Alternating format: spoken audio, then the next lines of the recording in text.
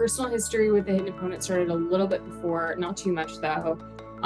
In October of 2021, my freshman year of college, I wrote an article about mental health in sports, and I was looking for outlets in which I could publish it. And I remember that I had seen the hidden opponent before, and I was just intrigued by it. I dealt with mental health issues throughout my high school career, going to a very competitive academic and athletic high school that had a pressure cooker environment where it was, high performing to an extent that it was just unhealthy. And I think some people can thrive in that environment, but for me personally, I learned that I need to be able to take time and space away from sort of the constant pressure to be able to perform at my best.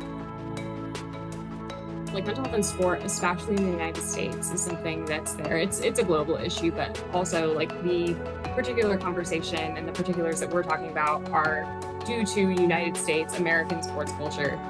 But across the country, there has been an increasing willingness to engage in this conversation to a certain extent for many years. And I think part of it, a good bit of it, a big turning point started when Victoria gave her TED Talk back in 2017.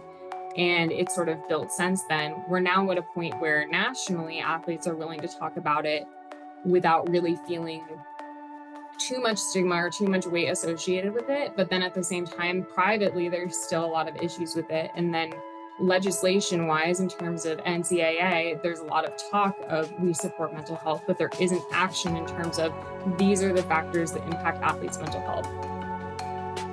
Looking at the factors that are causing this mental health crisis, because it's not coming from nowhere. And it's not just coming from general mental health things. There are specific factors of athletes that cause it.